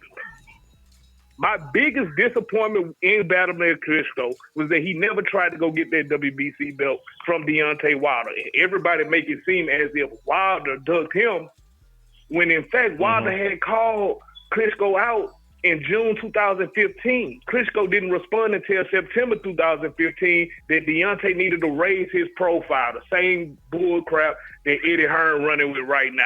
Then Klitschko proceeds to lose to Fury. That's the reason Klitschko never fought Wilder. Klitschko didn't want the Wilder fight. Yeah. GGG don't want the Charlo fight. No, Canelo, to this point, has not wanted the Charlo fight. Yeah. I honestly believe Canelo looks at the Charlo fight as a cash-out fight. Yeah, exactly. And once again, you notice the fans be making excuses that the fighters don't even be making a lot of times. You know, Golovkin ain't said nothing. Golovkin ain't said nothing about money. He's not, you know, et cetera, et cetera. He's not saying anything like that. Canelo is not even really saying anything like that. Him. Yeah, the fans usually are making these excuses. Now, Abel Sanchez is a different story. But when it comes to Canelo Alvarez, fans are not saying this. You know, like I said, I like the situation because it makes it impossible for fans to make an excuse why you don't want to fight Charlo. And when you say who has Charlo fought, once again, now you criticizing all the opponents that Canelo and Golovkin have fought previously then, once you say that. Because then you have to ask the question, well, yeah, who did Willie Monroe fight? Who did Adama fight? Who did Dominic Wade fight? You trapped. No matter which direction you go, you trapped. Right. You gonna be forced to go through that damn truth door eventually. You know what I'm saying? So man, that's what it is. Who did Kell Brook beat? Yeah. Who did Kell Brook beat to get the GGG fight? He showed. Then they gonna make up. And then when you say Kell Brook, what they say is, well, nobody wanted to fight GGG. Lies. Laura had already called them out. Laura had already asked for the fight. Laura asked for the fight again when he fought Bonner. Laura already had been asking this dude for the fight. They consistently lie. And I'm gonna keep tearing their ass up. Every time they lie, I'm gonna expose the lie because my mind. I have a great memory. I can remember interviews, dates, and all of that. And I'm gonna keep tearing their ass up. It's all documented. Time. I don't even know why some of these cats try me. Hey, J Dog. Hey, J Dog. That's the greatest. That's the greatest thing about what we do, man. Everything is documented. Everything is recorded and documented. So you can't act like you didn't say what you said 2 weeks ago or 2 months ago. It's all documented. So you forced to contradict yourself if you're not telling the truth. Good stuff, Jay. Hey, I'm gonna get to another one, man. If you want to hang out, man, you can, man. But I'm gonna get to another one. All right, man. Well, I'm gonna get back to this decaf London comments. Hey, Jay, get him to call. Hey, Jay, get him to call in. Jay, get him to call in. Get him to call in, Jay. I'm telling them to call in. They don't want no smoke. They don't want to call in, Dante. Hey, E. Because what happens is if they call in, they girl gonna hit them get exposed all over the internet, making a fool of themselves, and she not gonna even have no respect for them. So these decals not calling in; they don't want no work. Oh wow! We'll have them getting divorced. He said they girl. He said they girl gonna turn on him. No. He said they girl gonna turn on him. Goddamn, boy! The ultimate insult. Right. Like I thought. All right, Jay. Good stuff, man. Hey, take it easy. E, like I said, and money. It's just so funny how once again, man, we give these cats a platform. We give them an opportunity to put what they say to test. You know what I'm saying? Let's see if you really believe the shit that you posted in the comment section. If you really believe it. That's your theory. Yeah. And let's see if they're going to do it. And see, I gotta say, no offense to the other caller before, Jay. I think he said he was from Puerto Rican or whatever. Super decaf. I want to hear. Listen, just listen. Listen how personal they make it. I want Errol Spence to get his ass beat and beat the fuck up, and then I'm gonna come to all y'all channels and watch your tears. Like that's and then he was claiming that he wouldn't feel no type of way. But why would you do all that? Like, it's not even that serious. If Errol loses, if Mikey loses, we don't lose. We still gonna cover the outcome. Yeah, you know. Yeah. So it's like that's emotional. Right, and right. then he's talking about Mikey Garcia said some stuff that nobody has heard on the panel, and then you didn't even know Richard Schaefer's name. You didn't know Dejan's Latishanen. You know what I'm saying? I'm well in tune with what's going on in boxing. So like, it's about you got to show receipts. You know what I mean? Like, I'm not saying I heard everything in boxing, but if you're coming with something that nobody knows, you got to show a receipt. Put the link. Don't just say, "Oh, it might be on this channel or this channel."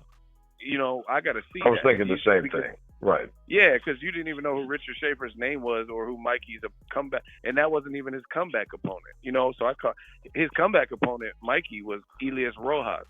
The Dejan Latishanen happened after that. That's why he was throwing me off. I be hearing this. Yeah. Mm-hmm.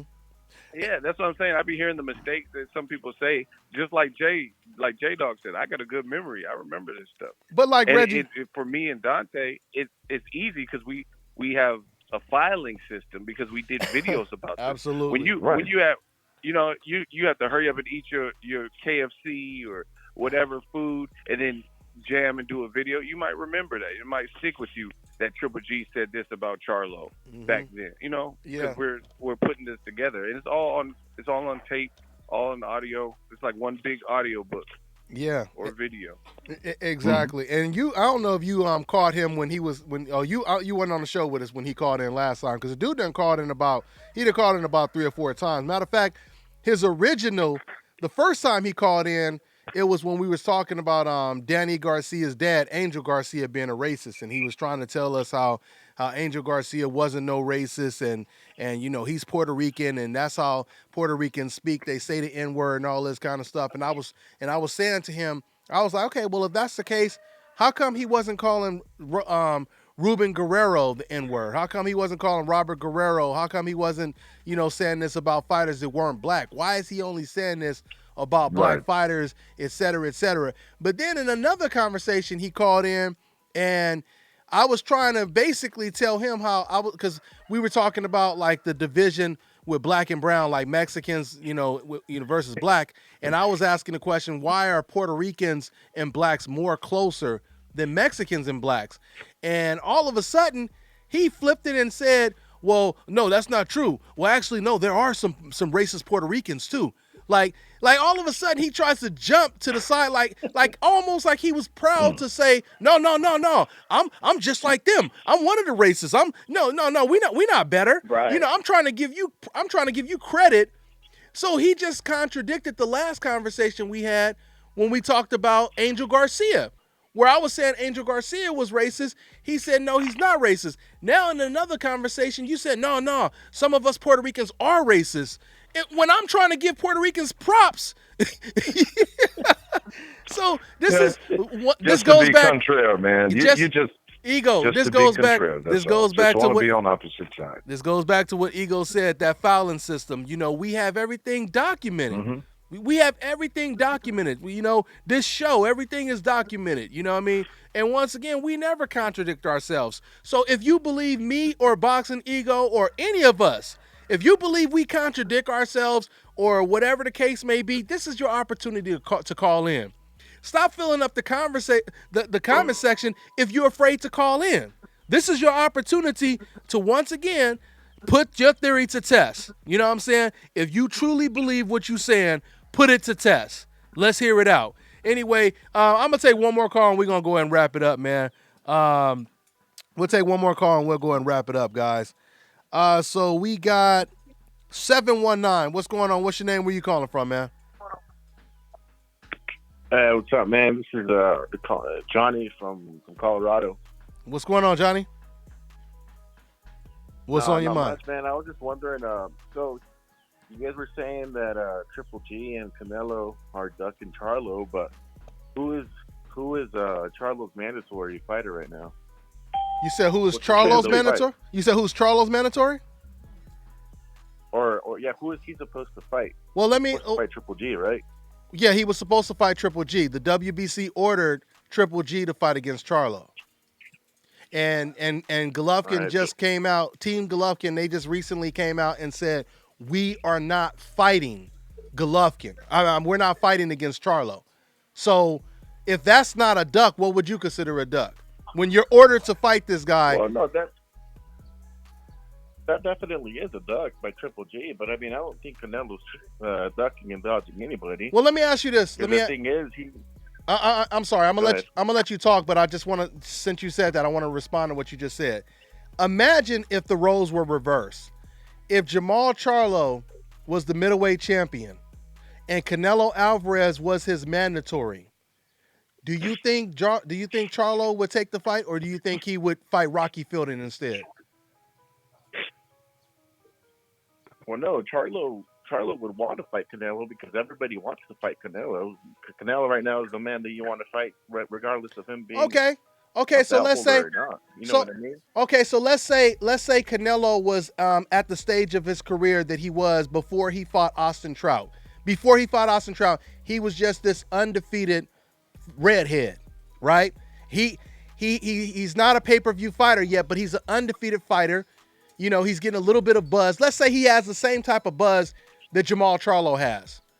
Do you think Jamal Charlo would have taken the fight if he was his mandatory?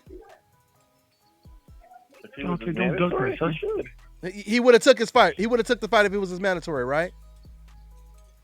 I mean, if anybody that's a mandatory, yeah, you got to take the fight. Triple G needs to take the fight with Charlo. And I'm talking. Why didn't Canelo take the Charlo fight and get that over with? Since Golovkin just opted out of fighting against his title eliminator opponent, because now that Golovkin is not going to fight Charlo, why doesn't Canelo just fight him?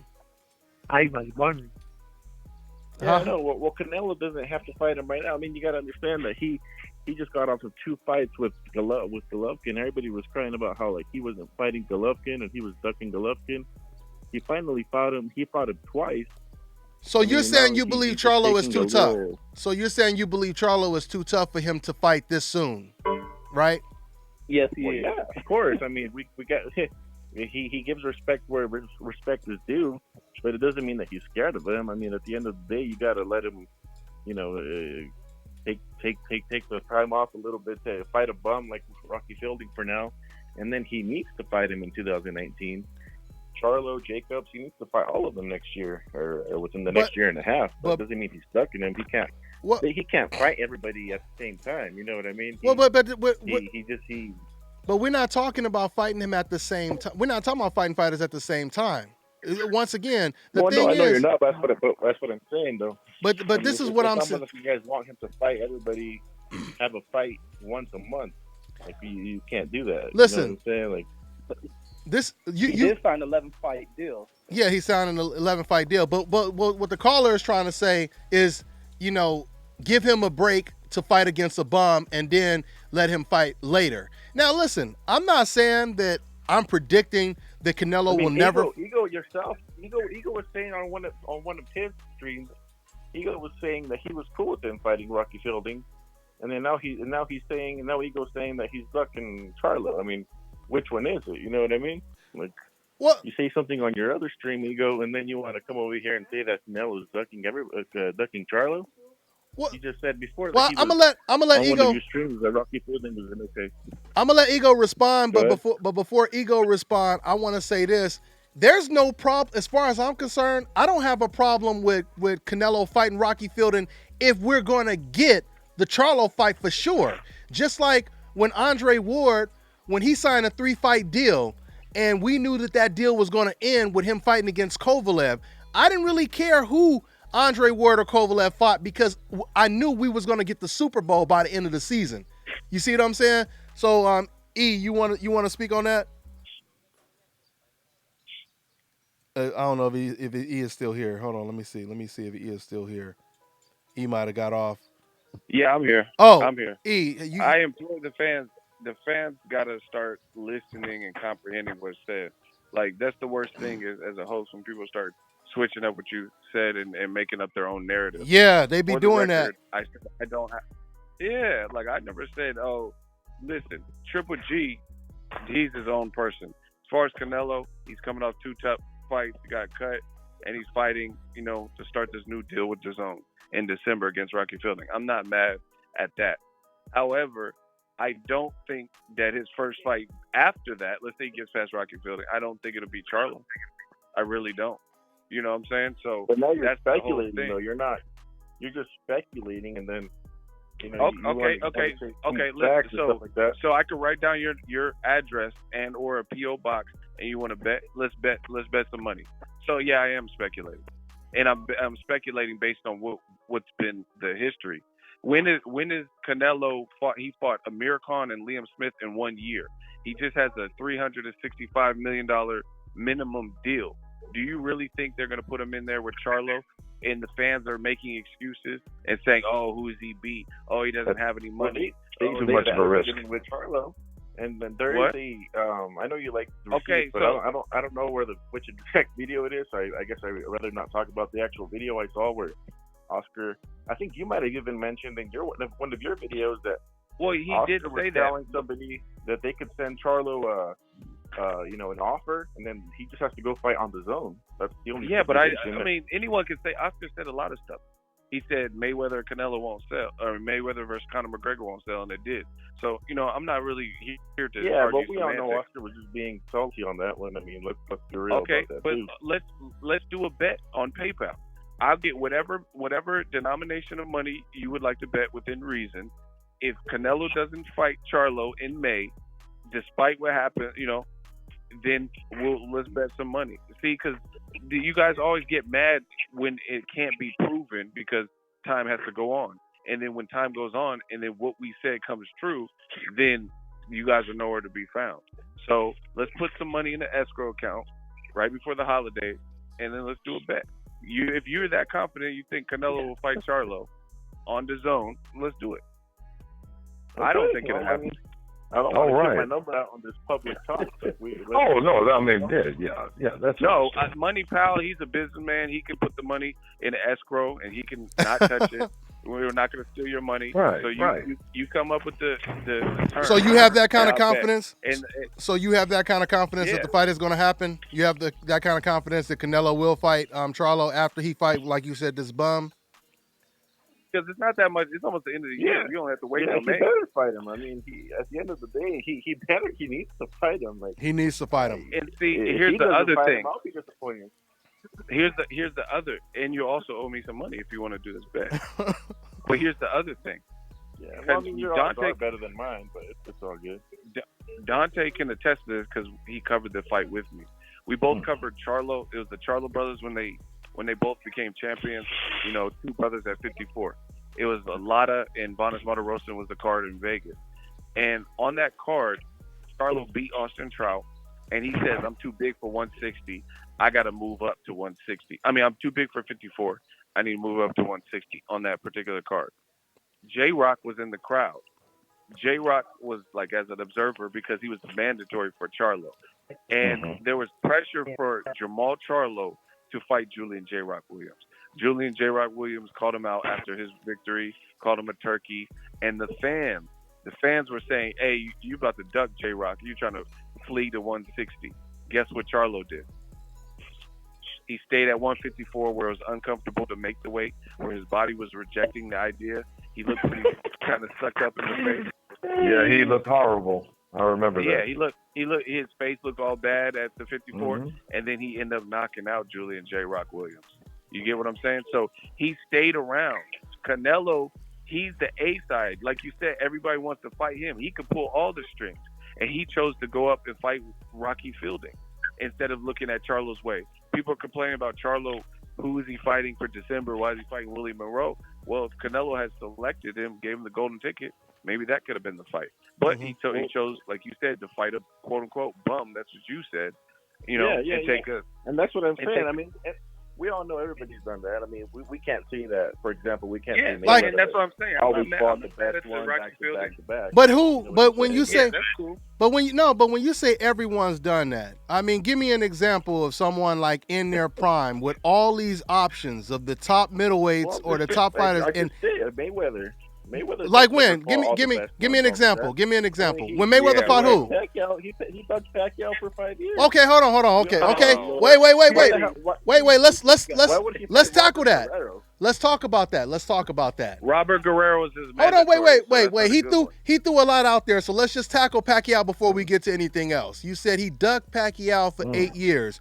You know that Freddie Roach has went on record, an interview that I actually did with him, where he admitted it was Manny Pacquiao's fault that the fight didn't happen 8 years ago because Manny Pacquiao wouldn't take the drug test. Did you know that? Right. Literally, his coach said that, Freddie Roach. Yes. I'll put the matter of fact, if you guys just Google on YouTube, not Google, search on Google, Freddie Roach admits. Freddie Roach, I think Freddie Roach admits. He had a green shirt on, and he had a green shirt on, I think, and there's a phone on the table. Someone was like picking up the audio. I remember the whole thing. You guys have to realize we are reporters, man. We're reporters, man. We not fans that just sit around and hang out with people and talk about what we want to talk about. We get this. Dante. Go ahead, Money. Go ahead. It's one of your videos back on April 16, 2014. Roach admits Pacquiao turned down Mayweather fight. Mm-hmm. Yeah. Man, Marquez is certified, boy. He's not. It's on Fight Hype. It's on Fight Hype as well. Yeah. Oh, wow. So there you go. So you tried to compare. You tried to compare something that Mayweather did. Dante. Go ahead, E. Go ahead.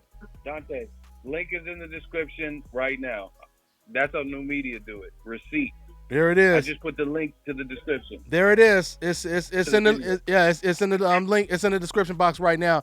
So once again, my man, you just tried to compare something Floyd did to what Canelo is doing, and that's why I asked you to give me a comparison, because the comparison you just gave me, it fell flat on its face because it's not true at all. Floyd Mayweather, he didn't do things like that. I mean, the majority. Once again, Canelo Alvarez is in a stacked division, and he has all of these opponents. Even if he didn't take Charlo, you still have Andrade, you still have BJ Saunders, you still have Darren Yevchenko, you got Majeski. You know, right. There are a lot of good opponents he still could have fought. And he decides to fight someone that no one has ever heard of. That's not what someone who usually believes that they're the best usually does. Mikey Garcia is not doing that. Very similar to when Mayweather came back from his many retirements and then fought a smaller guy. Like you sure you want to keep, bro? You sure you want to keep doing this to yourself? Are you sure you want to keep doing this to yourself? Go ahead, Eagle. Let me get this. Okay, so now you getting, this is just in session. Yeah, Manuel Marquez, right? Juan Manuel Marquez was the best lightweight at the time. He had just beaten Juan Baby Bull Diaz, right? A fight that people didn't think he would win because of who Juan Diaz was. Baby Bull, shout out to Texas. He beat him, and after Juan Manuel Marquez called out Floyd Mayweather, he says, I've been chasing Pacquiao. Pacquiao don't want to see me in a rematch, so I want to fight the guy who's considered the best, and that's Floyd Mayweather. He's currently retired. He said he's currently retired, but people said he wants. So Marquez called him out of retirement, and Floyd obliged him.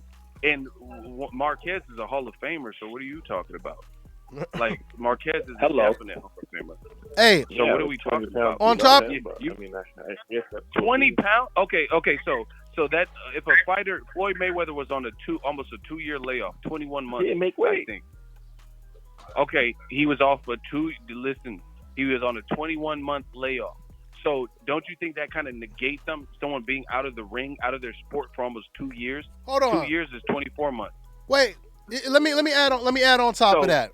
Let me just real quick. You think a 3-pound weight advantage is gonna like supersede somebody who's been inactive for 2 years? Well, let me add on top of that. Marquez. Oh my God. Let me add on top of that. On top of that, when Manny Pacquiao fought Marquez after Floyd Mayweather beat him, Manny Pacquiao, he said in the dressing room right before the fight, they asked him, why do you think you're going to beat Marquez? He said, because I'm naturally bigger than him. He said, because I'm naturally bigger than him, he's smaller, et cetera, et cetera. I've been fighting guys at the welterweight division, and then he ended up struggling against Marquez. You know what I mean? So you have Manny Pacquiao, you have Floyd Mayweather both fighting at welterweight. So how does it work that this guy Marquez is too small for Floyd Mayweather, who Floyd is supposed to be a feather-fisted puncher? Floyd is not a knockout artist. He's not a Gennady Golovkin type of figure. So if he is fighting at welterweight just like Manny Pacquiao is fighting at welterweight, and Manny Pacquiao is saying, I'm going to beat him easy because I'm bigger than him, and he struggles, why did Manny Pacquiao struggle against a smaller Marquez, but Floyd Mayweather didn't struggle against a smaller Marquez? And it's getting ugly, bro. And we could go even. And here's the other thing. Go ahead. I was about to say we could go further. When Pacquiao fought Marquez in the third fight, he moved up in weight. 2 divisions. You get me? So he moved up, and Pacquiao fought a smaller Marquez, and Marquez arguably beat him in the third fight and knocked him out in the fourth fight.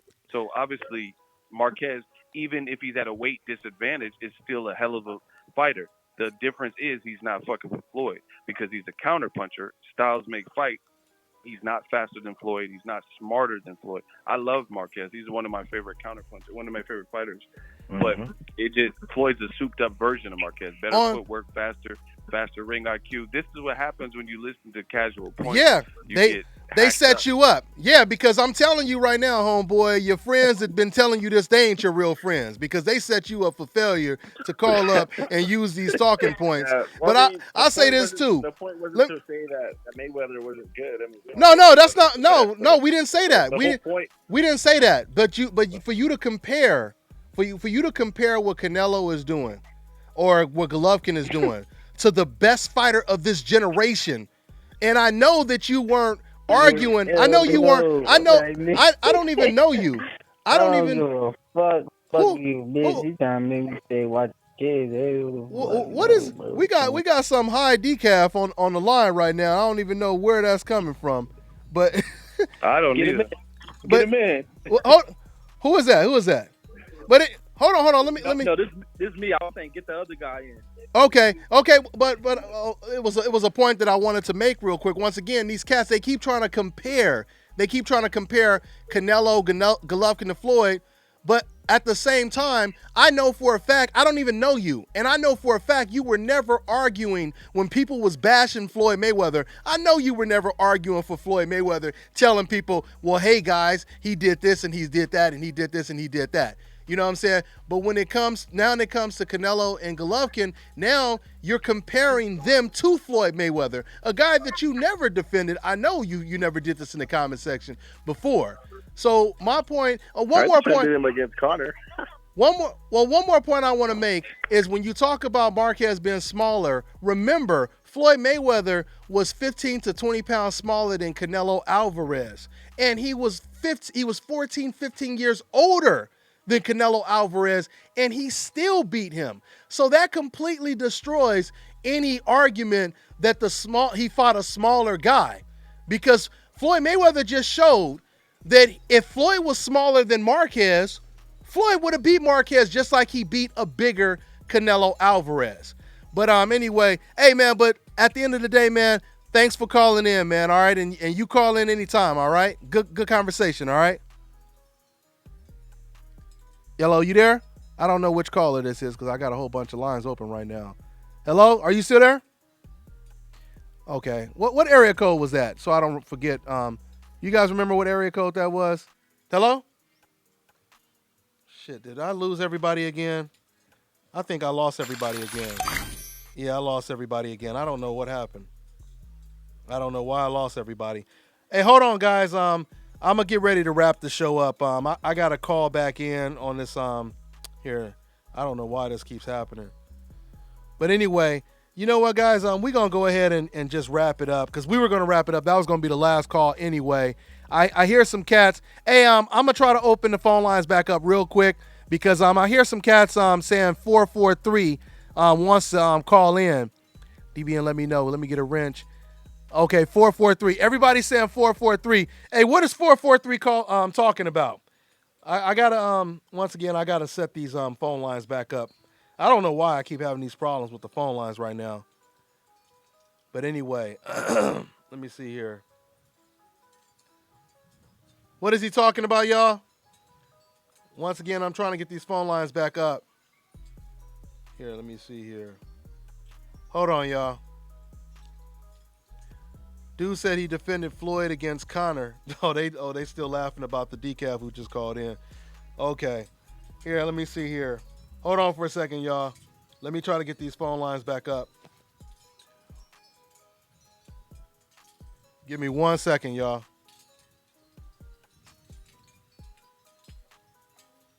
Yeah, I don't know what's going on over here. Yeah, I want to get 443 on because everybody is talking about 443. So what was 443 talking about while I'm trying to set these phone lines back up?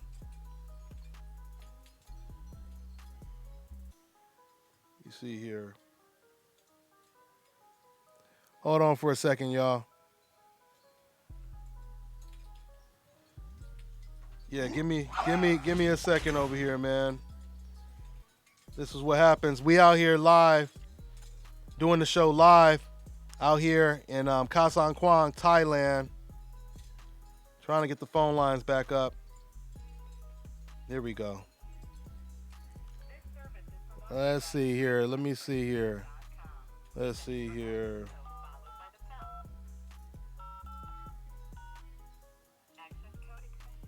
There are 6. Okay. Let's see here. Be ready. All right, y'all. Right. All right. What was your son's outtake? We back, guys. We back. I don't know why my phone line keeps dropping over here. So anyway, is he still on the line? No, he's. Oh, he is. Yeah, I think he was. What was it? Was it five? No, was it sure. 5? I think both he and Ego. I think both he and Ego are out. Okay, yeah, I know Ego had to leave. So anyway, let's go ahead. Everybody is talking. Get another deep time. Yeah, we're gonna try to get one. Everybody talking about 443. So I'm gonna go ahead and take this call 443. Let's see what it is, man. Okay. We got 443. What's going on? What's your name? Where you calling from, man? Yo, what's up, y'all? It's Tyrone. What's going on, Tyrone? What's good with you? You're good, Yeah. Where you calling from? What city? What city you calling from? Where you calling from? Maryland. I'm from Maryland. Okay. What's on your mind? Yeah, I'm just sitting here looking at some of these Showtime cards, and I mean, this just hasn't been popping. I mean, no boxing on Showtime in August, none in October, none in November, and then we got this Wilder Fury fight. I'm not Fury fight. Fury, I don't think he's at his peak. I don't like the Garcia Errol Spence fight. I mean, the Charlo card on Fox is shocking. It's not cool, and it's a letdown. It really is. So what are you saying? Are you saying that you believe that some other network is doing a better job than Showtime right now? I'm trying to understand what are you saying exactly? I like what's going on in the World Boxing Super Series. I like what's going on with WBS. I mean, people fighting the best and people putting it all on the line. I mean, no drama, no BS. Just everybody just getting in and trying to work hard and trying to achieve that. What was that? Where did they come from? I don't know. I don't know. I guess somebody. No. Go ahead. Yeah, yeah. I'll say this though, Money, you was actually one of the only people to trash that Charlo Trout fight in June, because that whole Abner Mares part I thought was garbage. I mean, everybody knows Mares and Santa Cruz, they throw a lot of punches, but they just can't hit, and nobody can get knocked out in that fight. And that Charlo Trout fight, and now this Charlo Harrison fight is just, I wouldn't want to fight. If I'm fighting competition, I just wouldn't want to do it. Yeah, I'll tell you. Wait a minute, just for a moment. So, when it comes to Tony Harrison, that's Yep. Now, what are your thoughts about Tony Harrison? I mean, a Jarrett Hurd leftover. I mean, he did good to go back and beat Ishii Smith and some tune-ups, but no, they just can't. You don't write a guy off from one loss, dude. You don't do that. Okay. I mean, I had 2 losses. Rabchenko too, yeah. Well, you know, in both of his 2 losses, he was ahead, but the guys Willie wore him Nelson, down. sorry.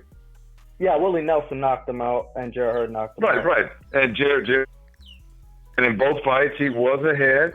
And I even talked to Tony. I said, hey, you know, what was it about, you know, just really both guys? But he especially, you know, it came with Jarrett Hurd. He just said, man, the guy's will is just incredible. Yeah. It's just something else right now. But something else that needs to be. I think Showtime's problem. But styles make fights. Are you saying? We will see what's actually going to happen in reference to that. Yeah, we'll but see. but I just want to say at the same time, also remember when you talk about Showtime, you're talking about PBC. PBC, they put fights on different networks as well. It's not just Showtime. It's Fox. It's all type of networks. And Fox, CBS. Outside of Showtime. But once again, I mean, right now, I still don't understand what you're implying. Are you implying because you talked about the World Boxing Super Series, but that's not really a network though. I mean, so I'm saying, who do you feel? Do you feel there's a network that's superseding Showtime right now? You think there's a network that's better than them right now, or what? I'm gonna put it like this: I'm gonna support any network that brings the best fighting the best. And right now, DAZN is bringing Boxing Super Series. I know you. So I'm gonna support DAZN right now. Now, I don't like that Rocky Film fight. I don't like the Rocky Film fight versus Canelo. I think that's trash. I don't know why he would go up to super middleweight instead of fighting somebody like Charlo, but you know he's not gonna fight a Charlo after Triple G because of, you know, he doesn't want that tough fight. But I'll put it like this. I think Showtime's problem was front loading. I mean, they brought us good fights in the beginning. Badu Jack, Wilder Ortiz, Easter Garcia, I thought were great fights, but they front loaded and they just ran, the battery went dead, and they ran out of good fights after. Not at all, because we just had Sean Porter versus Garcia. We have Tyson. I give you that, but we got Tyson Fury. Tyson Fury. No, that's not Fury Wilder. I don't think so. Well, but you only speaking for yourself though. We have to speak for what everyone likes, not just for what you personally like. Because the numbers is going to tell us if people really want to watch Tyson Fury. I mean, if you're a boxing fan, and Tyson Fury, we could say is the lineal champion because he never lost his belt in the ring, and you have the undefeated Deontay Wilder, who's a heavyweight champion. They're both undefeated. We know we're going to get a knockout. We know that Tyson. So how is that not a big fight? There's only a couple big fights at the heavyweight division. You got Wilder versus Anthony Joshua. You got Tyson Fury, and you had what's his name, King Kong.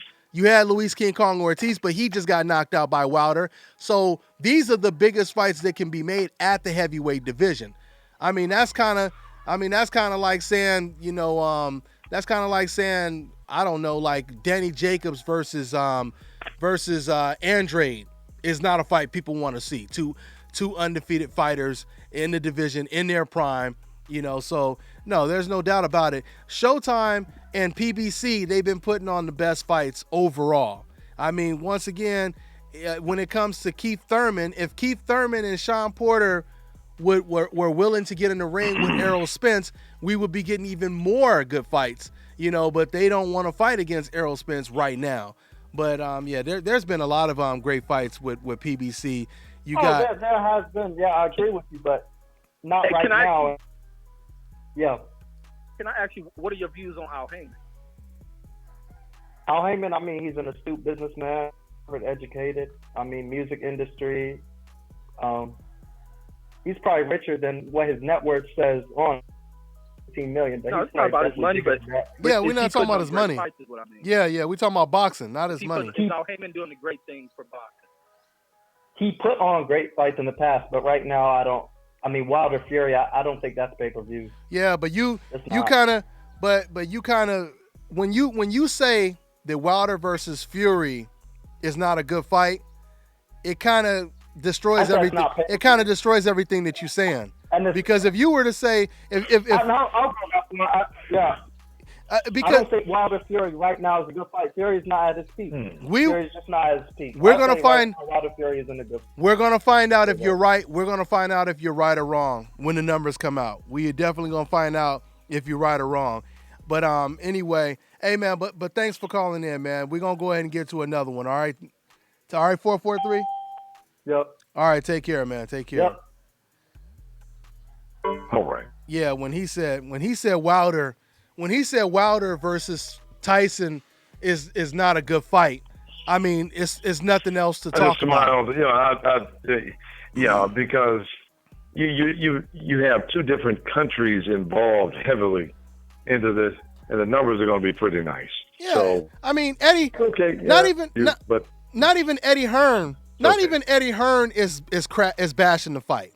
You know what I mean? And we know. And the funny thing is, and the funny thing is, you notice this guy. He didn't. Good observation. This guy, you notice he didn't say Anthony Joshua versus what's his name? Povetkin. Povetkin. But even before, I was trying to think of the guy before Povetkin. What's the guy's name that the referee stopped it? Oh, Parker. No, before that. What's the guy's name? The guy, the African guy. The African guy that was actually doing good against Anthony Joshua, and basically they stopped the fight when he was doing good. What's his damn name, man? You guys tell me in the comment section. Oh yeah. It starts with a T. Delarm. Takam. Carlos Takam. Yeah, absolutely. So my point is. So this guy didn't say he had a problem with any of these fights, but he has a problem with Wilder versus Fury, two fighters that are undefeated, and once again, one that's considered you can still consider the lineal champion. Yeah, so once again, he completely stuck his foot in his mouth when he said that. It didn't add up. I can see. Go ahead. No, I didn't want to cut you off. I'll speak after that. Yeah, no, that's pretty much all I was gonna say. And somebody I just took a look at the comment section. Somebody just said, "Look at the comments." Yeah, I just took a look at the comments right now, but I think the comments were kind of backed up because I'm switching pages, and then when I switch back to the live stream, it'll leave off where I was at before, and then it'll try to scroll all the way down to the bottom. So I think I was a little bit behind. But I see everybody saying Takam now. But anyway, so man, let's see. I think the odd thing with that dude is his whole attack was that everything related to Al Heyman. Yeah, like they revived the sport of boxing. Yeah, like the zone ain't done nothing yet. Yeah. He was trying to basically. He had a personal beef with Al Heyman in Showtime. Because once again, you see how he started the conversation off saying they ain't doing nothing, and then when I asked him who's doing better, what network would you say is doing better, he wouldn't tell me there was a network that was doing better. That's like, think about what logically makes more sense. If before HBO went out of business, we were criticizing HBO. Now that makes more sense to criticize HBO because we were right what we said about HBO. Right. We were saying they're putting on bad fights. It got to the point we kept saying that every week before the news came out that they were going out of business. We seen it coming. So what we're saying makes sense. What he's saying, it's a complete contrary. It's not making any sense. He says this right after we got Danny Garcia versus Sean Porter. Once again, Wilder versus Fury. We got all these fights coming up on PBC. They always are putting on the best fights. Only times we don't get to see the best fight and the best is if there's one fighter in particular that doesn't want to get in the ring. They talking about Gary Russell versus Leo Santa Cruz, Gervonta Tank Davis versus Abner Mares. These are fights that people are going to clamor to watch. No doubt about it. You know what I mean? So anyway, that's what it is. But guys, I'm going to go ahead and get ready to wrap it up, man. Yeah, we pretty much Man, took hey, it. can you go live a little bit more often, Dante? Man, we've been missing the show out here. Hey man, I'm glad you saying that, man. That resonates with me, man. And I will, man. I'm gonna try to do it twice. I'm gonna try to do it twice a week, man. I end up I left the country. I had to go extend my visa out here, and so I had to leave. I went to the country of Laos to extend my visa, man. I almost got deported out here. They almost deported me back to the States, man, because man. Yeah, because I overstayed when I first came out here. I overstayed, and I didn't know how big they were on people overstaying, beyond their like 30-day visa or whatever. And when I went to get my 90-day visa, there were cats over there that were getting their passports blocked. It was a cat sitting over there looking all depressed from Switzerland. They were sending his ass back to Switzerland. He couldn't even get back in Thailand because he had overstayed a couple times. So I was like, damn. So they was telling me, they was like, man, we don't know, man. They might block your passport too. But I was good because it only happened once. A lot of cats, they had like about 4 or 5 overstays, stamped in their passport. But anyway, yeah, man, I'm gonna start doing more shows, and this is why I really appreciate everybody showing the donations, because that does help me put out more content and more live shows for you guys. So yeah, man, I'm gonna try to make sure I try to do it at least at a minimum. We'll try to do it at least once a week, Sundays as always. But the time difference is so different. What's up? You gotta give us more. You gotta give us more than one, man. Yeah, that's what I'm gonna try to do, fam. I want to start doing one on Sunday and Wednesday. I want to start doing it on Sunday and Wednesday, man. So, hey, but good looking out, man. You pushed me to get it in, though, man. I appreciate that, Reggie, for sure, man. And we gonna kick them super chats too, man. Kick them super chats. Yeah, man. Show that love, man. Once again, it's my full-time gig, man. So y'all show that love, man. It gives me an opportunity. It helps me put out more live streams and more content for you guys, man. When you guys show that love, this is a full-time gig. I ain't rich or nothing. I'm broke over here, man. It's just me and YouTube. You know what I'm saying? So we getting it in. Hey, good looking out, Money. I appreciate it, man. My man Money showed me that love, man. Know. My man, yeah, man. I appreciate it. He just showed me my own panelist giving me love over here. He donated. He said, you are well on your way, man. Gotta support all day, man. We gonna keep it gully over here, man. Most definitely. And good looking out for showing that love and donating too, Reggie. I appreciate it, man. So yeah, man. Oh man, all day, man. Yep. So for sure, man. Since you just said that, man, I'm gonna try to focus on getting that 2 shows a week, man. My man Reggie said put it out, and I see everybody in the comment section. They basically saying the same thing that my man Reggie said. They want to see more. I appreciate everybody tuning in and showing that love, man, all day. So yeah, man, I'm gonna try to. Oh, and also, go ahead, Reg.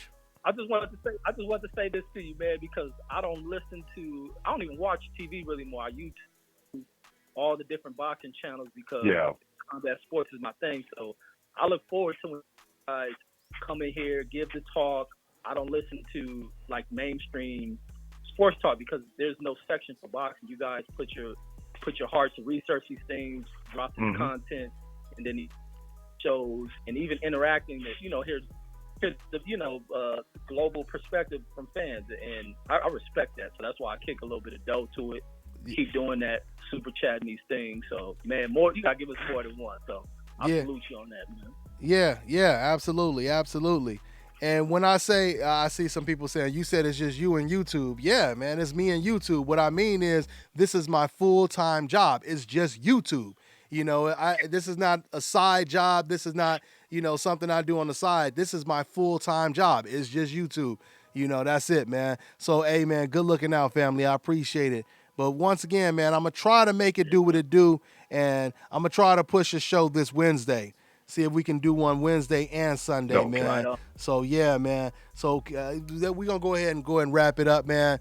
And I will talk to you guys on the next one. Y'all already know what it is. Thanks to my special guest, Boxingego, my man Money Powell, always showing that love. Once again, man. For some of my new viewers, if you guys haven't seen Money's son, his son, he has an undefeated middleweight prospect. He's coming up the rankings looking real good. If you want to see some real impressive highlights of him, you can see it on my channel. Just go ahead and search Money Powell. Matter of fact, I think I have the link in the description. Thank you. So you guys can check out that link in the description and check out his highlights. So good looking out as always, Money. And my man Reggie always holding it down. And my special guest, Boxingego, who held it down with me earlier. He had to get up out of here. So with that being said, man, y'all already know what it is, man. All day, salute to everybody tuning in, showing that love. At the end of the day, man, hashtag Dante's Boxing Nation, hashtag Dante's Cooking Nation, hashtag Dante's Travel Nation, hashtag Decaf Busters, hashtag New Media, all day and day. Y'all know what it is. I'll catch up with you guys on the next one. I'll see y'all, guys. Yep.